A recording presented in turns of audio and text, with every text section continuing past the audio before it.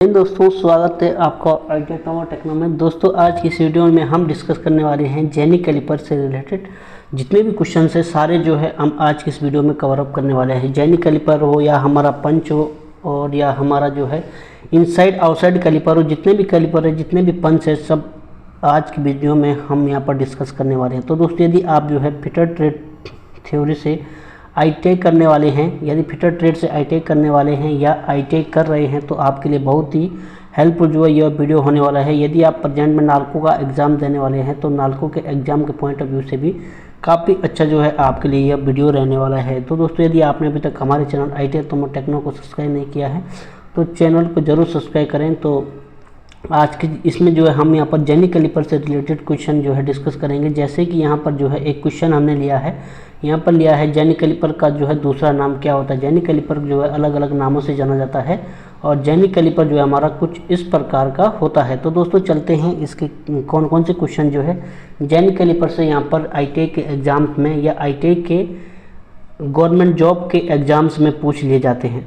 तो दोस्तों, आज का फर्स्ट क्वेश्चन है, यहाँ पर पूछा गया साधारण कैलिपर का साइज जो है वो लिया जाता है। साधारण कैलिपर का साइज यदि हम लेंगे तो साधारण कैलिपर का साइज जो है कैसे लिया जाता है? क्या इनकी टांगों की लंबाई से लिया जाता है, एक सिरे से दूसरे सिरे तक की लंबाई से, या रिवेट या कील के सेंटर पॉइंट से वर्किंग पॉइंट तक? तो वेरी मोस्ट इम्पोर्टेंट क्वेश्चन, इसका जो आपका राइट आंसर हो जाएगा आपका जो है ऑप्शन सी, यानी इसका राइट आंसर हो जाएगा। यहाँ पर जो साधारण कैलिपर होता है उसका जो साइज लिया जाता है उसका रिवेट या कील के सेंटर से वर्किंग पॉइंट तक जो है इसका साइज लिया जाता है। मैं आपको इसका जो है फिगर के माध्यम से भी बता देता हूँ। इसका जो दोस्तों साइज लिया जाता है, इसका जो साइज लिया जाता है यहाँ पर जो है ये जो रिवेट है, इस रिवेट के सेंटर से और वर्किंग पॉइंट, आपका जो वर्किंग पॉइंट है इस रिवेट के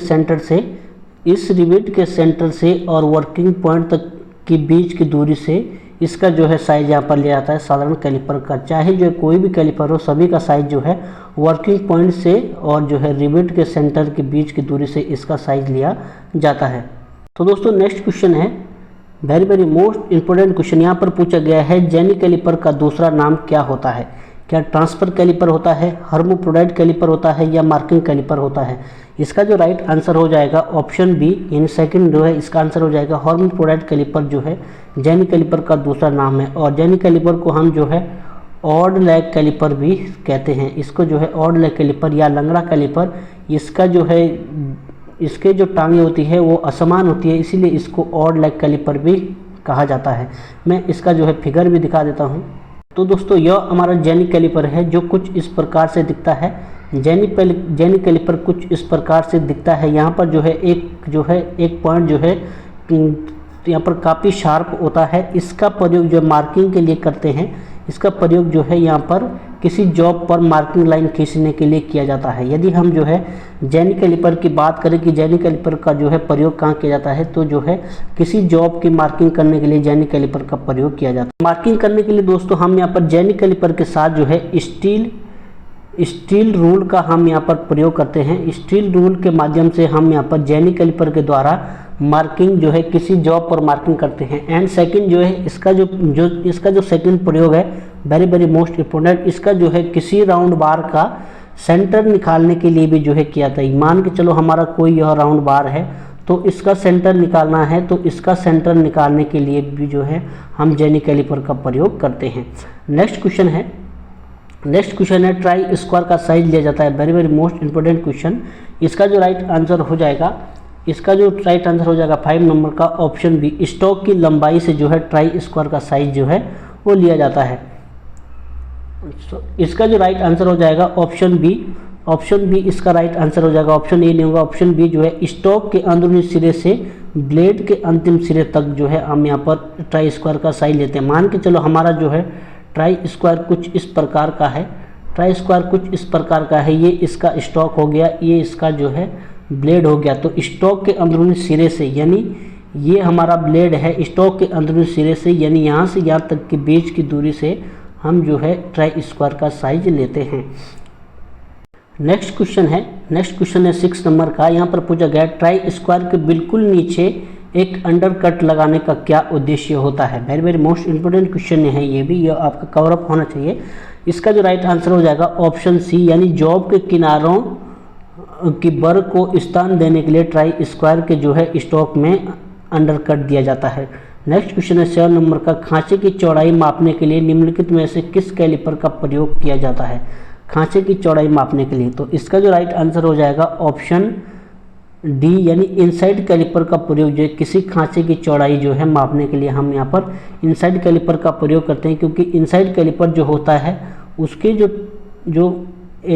उसकी जो टांगे होते हैं वो जो है बाहर से वो जो है बाहर के साइड जो है मुड़ी हुई होती है, इसीलिए हम जो है इसका प्रयोग इनसाइड जो है यहाँ पर खांचे की चौड़ाई जांचने के लिए करते हैं। मैं दिखा देता हूँ, यह हमारा जो है इनसाइड कैलिपर है, यह इनसाइड कैलिपर है, और यह जो कैलिपर है यह हमारा आउटसाइड कैलिपर है। यह जो इनसाइड कैलिपर की जो है टांगे बाहर की तरफ जो है मुड़ी हुई होती है, इसीलिए हम जो है इसका प्रयोग इसी कारण से हम यहाँ पर इसका प्रयोग खांचे की चौड़ाई जांचने के लिए करते हैं।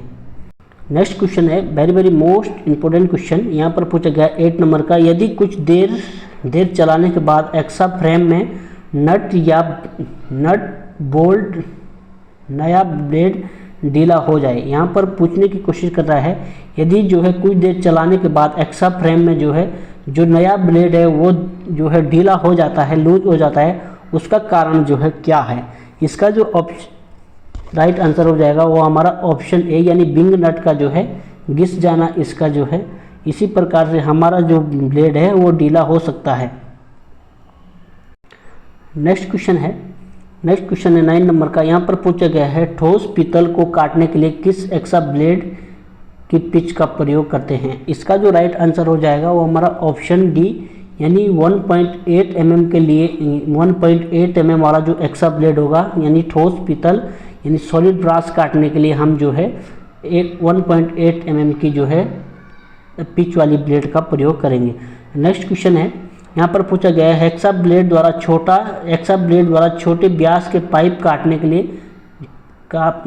के लिए निम्न की ओर विशेष ध्यान दिया जाता है। Very very most important question, इसका जो राइट आंसर हो जाएगा वो हमारा ऑप्शन डी, इसका राइट आंसर हो जाएगा ब्लेड के अधिक दांतें जो है संपर्क में होना चाहिए। यदि हम जो है छोटे व्यास के जो है किसी भी कंपोनेंट को या किसी भी जॉब को काट रहे हैं, तो उसका जो मेन जो विशेष हमको जो ध्यान देना चाहिए वो हमारा ब्लेड के अधिक से अधिक दांतें जो है संपर्क में रहें, यह ध्यान देना चाहिए। मान के हमारा कुछ इस प्रकार का एक पाइप है, तो कुछ उसका डाया कुछ इस प्रकार है, तो इसके साथ जो है कितने दांतें हमारे ब्लेड के मैश हो रहे हैं वो हमको ध्यान देना चाहिए। अधिक से अधिक यदि दांतें संपर्क में होंगे तभी जो है वर्कपीस जो है कट हो पाएगा। नेक्स्ट क्वेश्चन है very very most important question, यहाँ पर पूछा गया है पतले ट्यूब काटने के लिए किस एक्सा ब्लेड की पिच होती है? जो पतले जो हमारे ट्यूब होते हैं यानी थीन ट्यूब काटने के लिए किस प्रकार के पिच वाले एक्सा ब्लेड का हम उपयोग करते हैं? इसका जो राइट आंसर हो जाएगा ऑप्शन ए जो है 0.8 mm जो है इसका राइट आंसर हो जाएगा। 0.8 mm वाली पिच एक्सा ब्लेड हम यहाँ पर यूज करेंगे। नेक्स्ट क्वेश्चन है 12 नंबर का, हैमर का वो भाग जहाँ हैंडल फिट होता है उसे कहते हैं? तो इसका जो राइट आंसर हो जाएगा उसे जो है आईओल कहा जाता है, ऑप्शन बी। नेक्स्ट क्वेश्चन है साधारण बेंच वाइज का साइज लिया जाता है, इसका जो राइट आंसर हो जाएगा 13 नंबर का ऑप्शन डी, जॉ की चौड़ाई से लिया जाता है। बेंच वाइज के जो जा होते हैं उसकी चौड़ाई से जो है बेंच वाइज का साइज जो है लिया जाता है। नेक्स्ट क्वेश्चन है 14 नंबर का, यहाँ पर पूछा गया है बेंच वाइज को मेज या वर्क बेंच पर इसलिए लगाया जाता है? Very very most important question, इसका जो राइट आंसर हो जाएगा वो ऑप्शन सी, इसका राइट आंसर हो जाएगा वाइस में लंबे छड़ को सीधे लंब रूप में बांधा जा सकता है, इसीलिए जो है वर्क बेंच पर लगाया जाता है। नेक्स्ट क्वेश्चन है 15 नंबर का, यहाँ पर पूछा गया है मार्किंग करने के लिए रेफरेंस सरफेस प्रदान की जाती है? क्या वर्कपीस या सरफेस प्लेट, मार्किंग टेबल की सतह या वर्क की ड्राइंग? इसका जो राइट आंसर हो जाएगा ऑप्शन डी, मार्किंग टेबल का प्रयोग जो है हम यहाँ पर मार्किंग के दौरान रेफरेंस सरफेस प्रदान करने के लिए करते हैं। नेक्स्ट क्वेश्चन है 16 नंबर का, वॉइस क्लेम का प्रयोग किया जाता है।